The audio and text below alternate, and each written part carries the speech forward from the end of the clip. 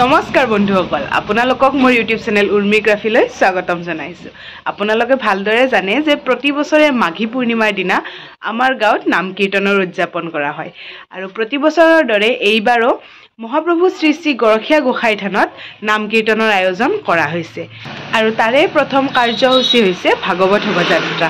ভাগৱত শোভাযাত্ৰাৰ বাবে আমি আটায়ে ৰৈ আছোঁ, কাৰণ ভাগৱত আমাৰ ৰাস্তাৰে পাৰ হৈ যাব। বলক ভাগৱত অহালৈ ৰৈ থাকোঁ। চাওকচোন ভাগৱত শোভাযাত্ৰাৰ আগে আগে গজৰা যায়।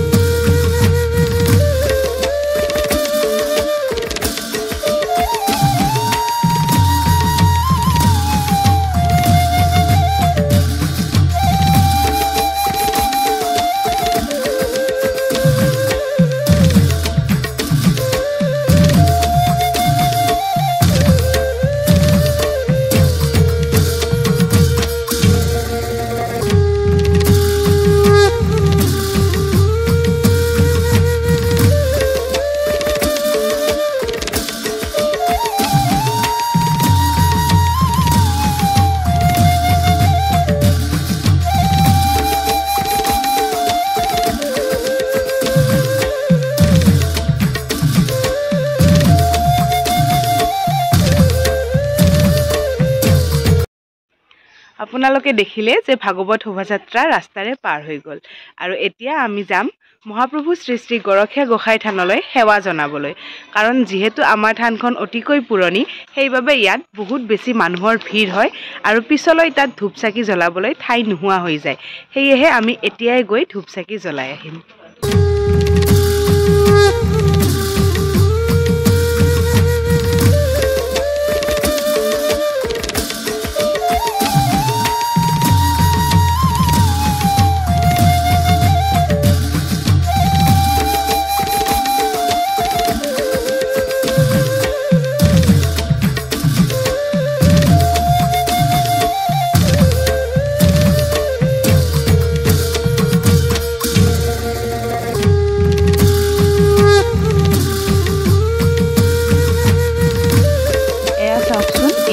মানুহৰ কিমান বেছি ভিৰ হৈছে।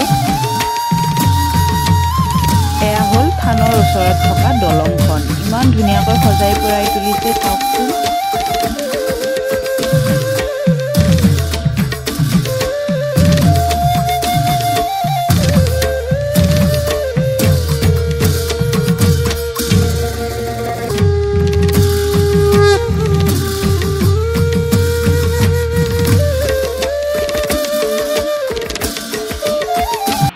বাবু আৰু মই সেৱা জনাই ঘৰ আহি পালোঁ, আৰু মই ঘৰ আহি পোৱালৈ আহি পাইছিল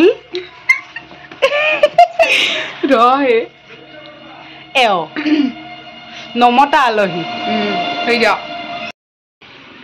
মহাপ্ৰভুৰ থানলৈ যাবৰ বাবে ৰেডি। এতিয়া আমি থানলৈ যাম। আমি থান আহি পাওঁতে পাওঁতে অলপমান দেৰি হৈ গ'ল, আৰু এতিয়ালৈ ৰাতিপুৱাৰ পাঠকৰ নাম আৰম্ভ হৈ গৈছিলে। আৰু এয়া মানুহৰ ভিৰ চাওকচোন কিমান বেছি। 15-20 মিনিট থিয় হোৱাৰ পিছতহে বহিবলৈ ঠাই পাইছিলোঁ।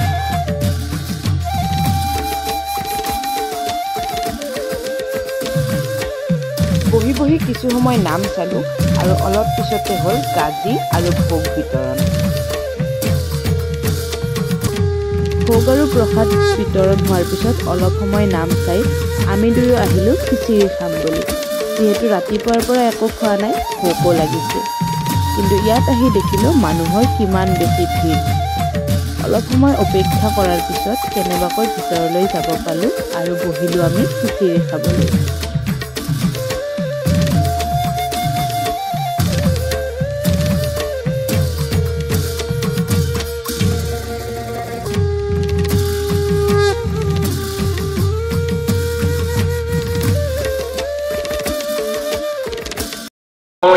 খিচাৰি খাই বৈ তাত ৰৈ নাথাকিলোঁ, মানুহৰ ভিৰ ইমান বেছি, সেইকাৰণে ঘৰলৈ গুচি আহিলোঁ।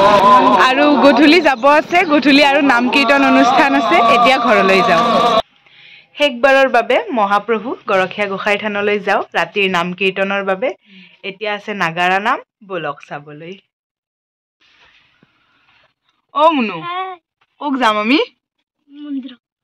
কিয় যাম? নাম চাবা। বাই।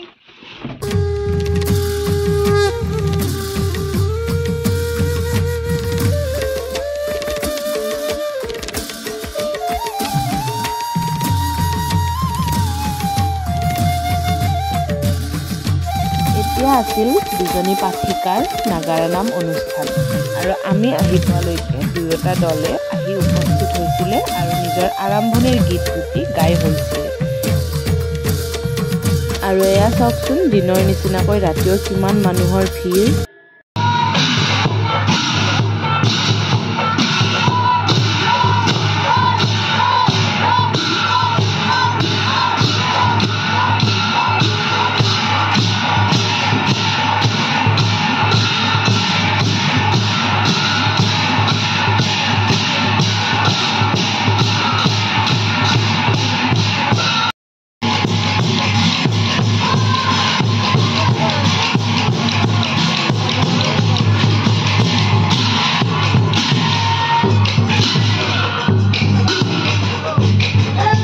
নামৰ মাজতে ৰাইজক দিলে চাহ আৰু ৰুটি খাই আমি সকলোৱে নাম উপভোগ কৰি থাকিলোঁ